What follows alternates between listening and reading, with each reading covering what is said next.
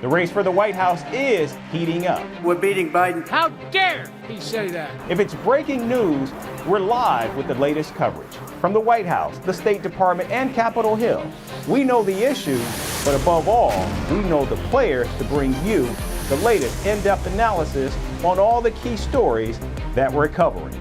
I'm Eric Ham. Join me from Washington here on Firstpost America.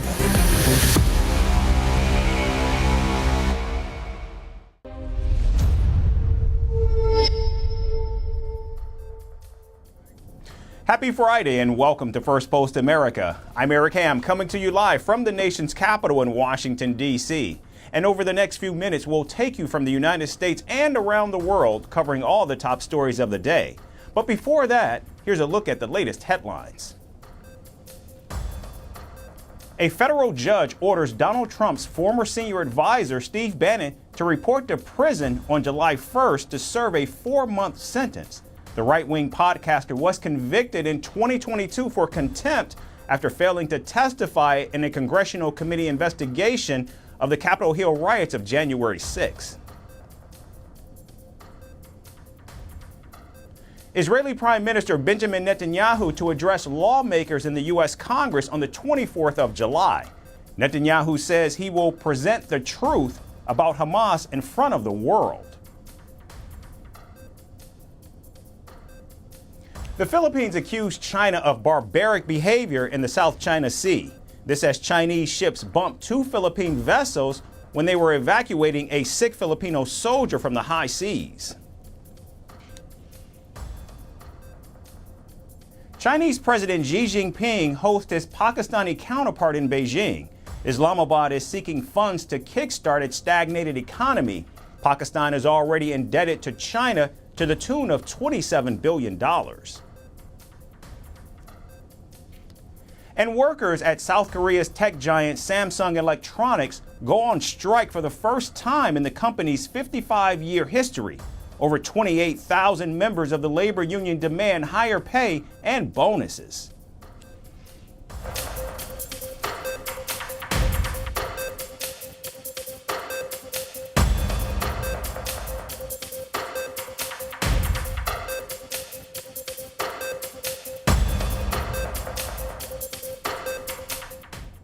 We begin in France, where President Joe Biden accompanied his counterparts from Canada, the United Kingdom, and France to spend time with World War II veterans for the D-Day commemoration.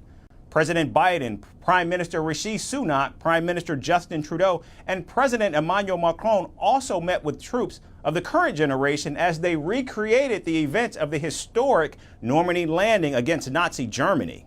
Joining the Western leaders in witnessing the event was Ukrainian President Volodymyr Zelensky. President Biden met with his Ukrainian counterpart on the sidelines of the D-Day events and offered another military aid package worth $225 million. President Macron also announced that France will send Ukraine the Mirage 2000 fighter jets. The French president said Ukrainian pilots will be trained on the jets over the next 6 months. The Mirage 2000 jets would eventually be delivered by the end of this year. France will also train a brigade of almost 5,000 Ukrainian troops.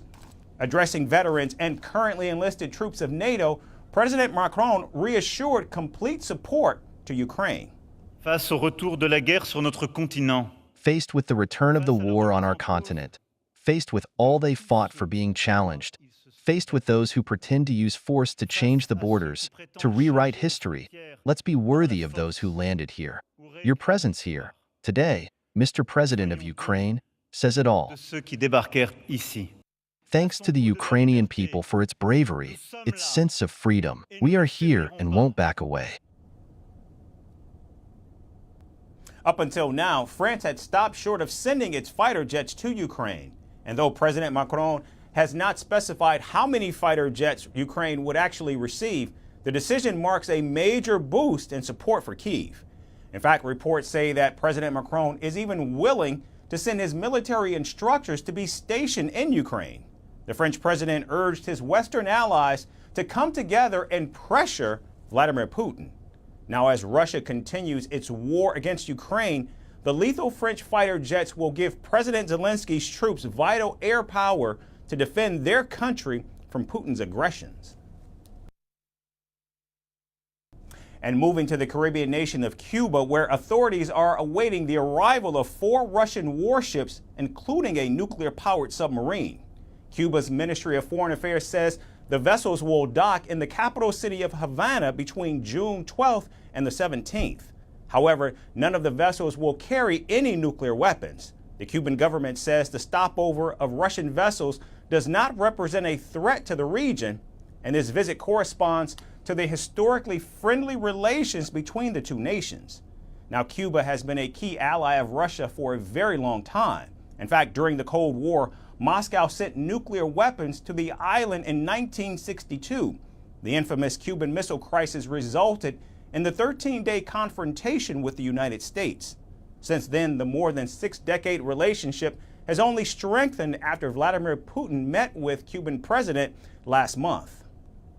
The Russian vessels arriving in Cuba include Russia's powerful nuclear submarine Kazan, frigate Gorshkov, the fleet oil tanker Pashin, and a rescue tug. Now, Moscow has not confirmed the information provided by Cuba, but the announcement comes a day after Washington accused Russia of planning naval exercises in the neighboring Caribbean region, including Cuba and Venezuela. Meanwhile, in a recent interview, Putin also warned that he could, in fact, arm other nations with similar weapons to target the West. This came after President Joe Biden allowed Ukraine to strike inside Russia with American weapons. In the end, if we see that these countries become involved in a war against us, what they are doing makes them directly involved in a war against the Russian Federation, we reserve the right to act the same way. Overall, it leads to some serious problems. So, with the unusual proximity of Russian military assets to the United States, Putin isn't attempting to project Russian military power. However, given Moscow's major setbacks in Ukraine, along with its over-reliance on pariah states such as North Korea, that message won't likely get much notice from Washington. And here in the United States, speaking at a campaign rally in Phoenix, Arizona, former President Donald Trump went after illegal immigrants, this time from China. The convicted felon accused China, Venezuela, and several other nations of deliberately sending illegal immigrants to the United States. The GOP's presumptive presidential candidate blamed President Joe Biden for, quote, opening America's borders to illegal aliens, end quote. Everything that he does, Joe Biden puts illegal aliens first. He puts the cartels first. He puts the open borders, these lunatics first.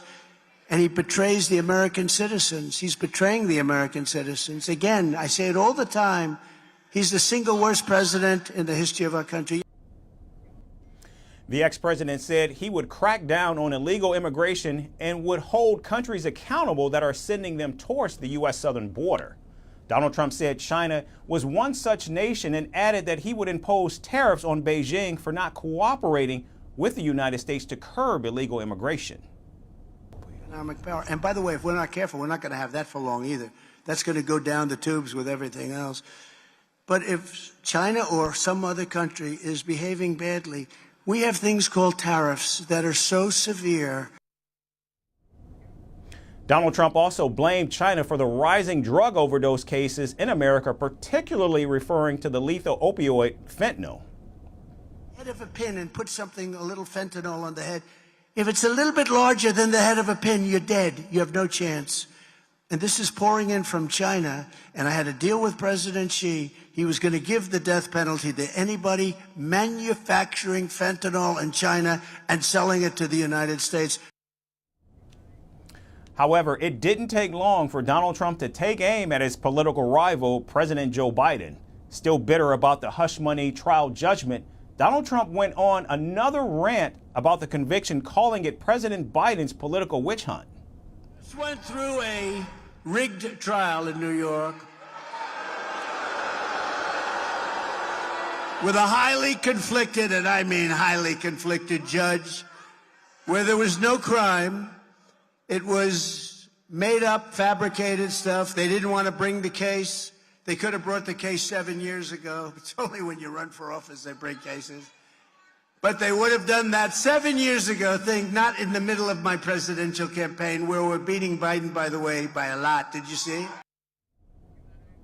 Now Trump continues to deny any wrongdoing and vows to appeal the verdict. This chapter marks a first in American history, as he's now the first ever former or current president to be convicted of a felony.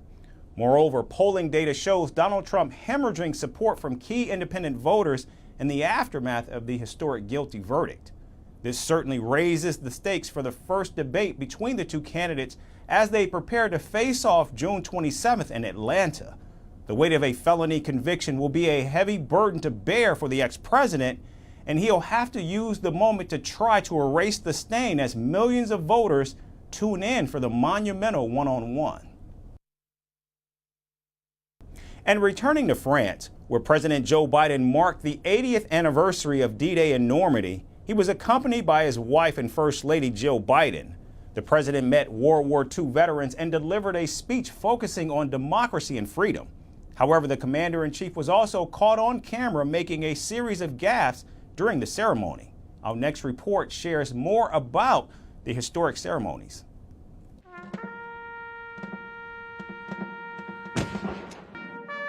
US President Joe Biden arrived in France's Normandy to mark the 80th anniversary of D-Day on Thursday.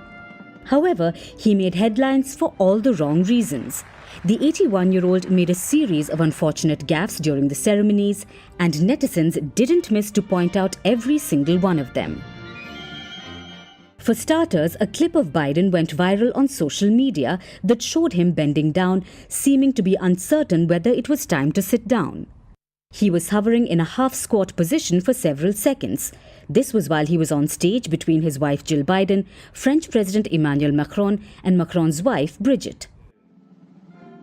Meanwhile, First Lady Jill Biden appeared to cover her mouth and murmur something to him. Social media users speculated that the First Lady was instructing the president to not sit down. The 13-second clip, captioned "awkward," was first shared on X, formerly known as Twitter, by Republican National Committee Research, and it has garnered almost 5 million views so far. This very video was reshared by Donald Trump Jr., who claimed that Biden is incompetent and weak to hold the position of the President of the United States.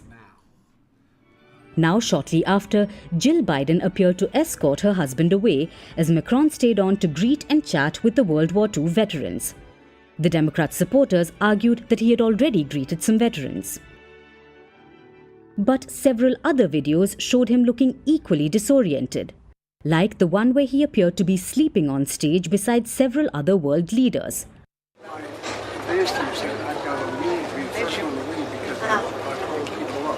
Or in a hot mic moment where he told Macron that his advance team said he should be the first one to leave, which made the French president, well, evidently confused. These goof-ups also sparked a meme fest on social media, with users saying the president needed a full diaper change and that he was walking like a corpse. Netizens did not shy away from declaring Biden a national embarrassment for the United States. And once again, Biden's demeanor sparked a debate about concerns that he was too old to serve as president. 81-year-old Biden is the oldest person to hold the presidency and has faced skepticism from voters and Republican lawmakers about his ability to do his job. Republicans claim that the Democrat who wants to run for a second term this November appears to be slipping mentally behind closed doors.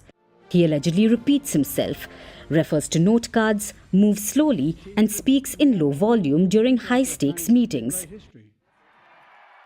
But the Democratic Party has defended Biden's actions, saying the president has wisdom, experience, strength, and strategic thinking to run the government on his own. And finally, we've all heard about people being meth addicts, but studies now show that we're not alone. Fish are also becoming addicted to meth and birds to antidepressants. The critical question is how? Thanks to pharmaceutical pollutants, which are causing profound and even irreversible changes in their behavior. Our final report explains how this is happening and what it means for wildlife. Buckle up for the wildest wildlife safari of your lives. The animals of this planet are going through something.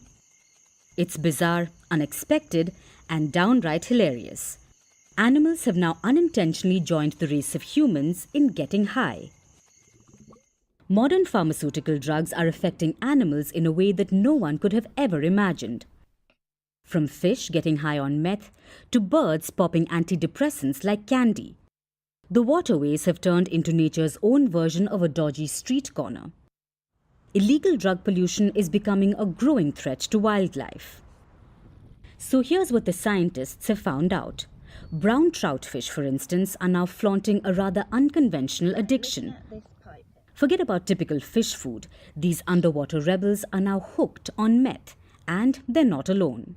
We found cocaine in our marine organisms, we found MDMA, we found methamphetamine, and these are in crabs, in oysters, in seaweeds, in worms that live in the sediment. Thanks to contraceptive pills in the waterways, some fish are taking gender fluidity to a whole new level. Fish which were meant to be born as males are now growing female organs.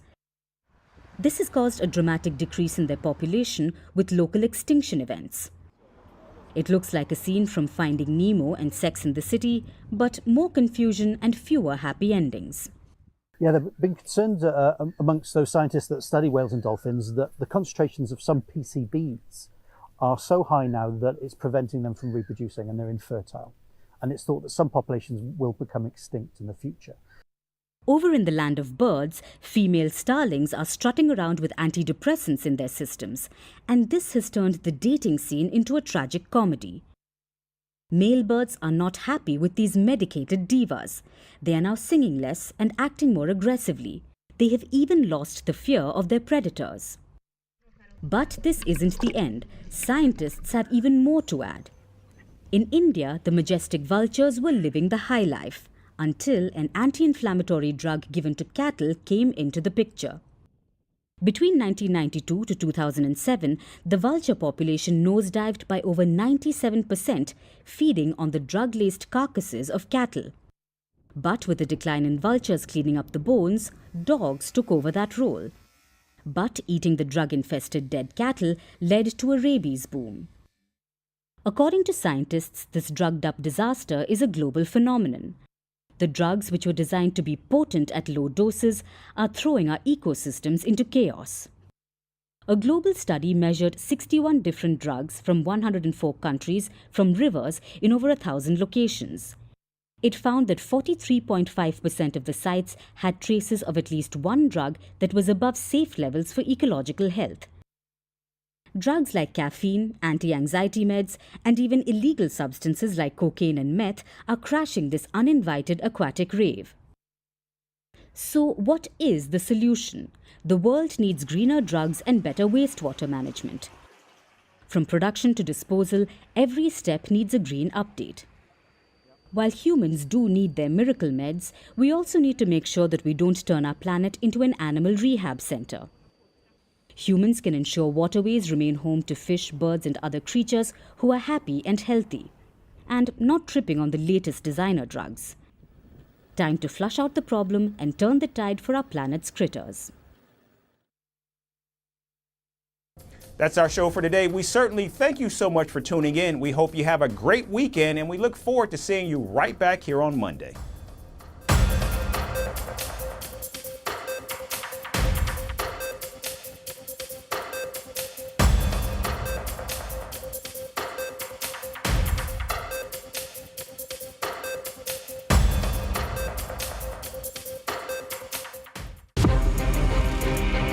From impeachments to inaugurations, if it's a political story, we are on the scene. The race for the White House is heating up. We're beating Biden. How dare he say that? If it's breaking news, we're live with the latest coverage. From the White House, the State Department, and Capitol Hill, we know the issues, but above all, we know the players to bring you the latest in-depth analysis on all the key stories that we're covering. I'm Eric Ham. Join me from Washington here on Firstpost America.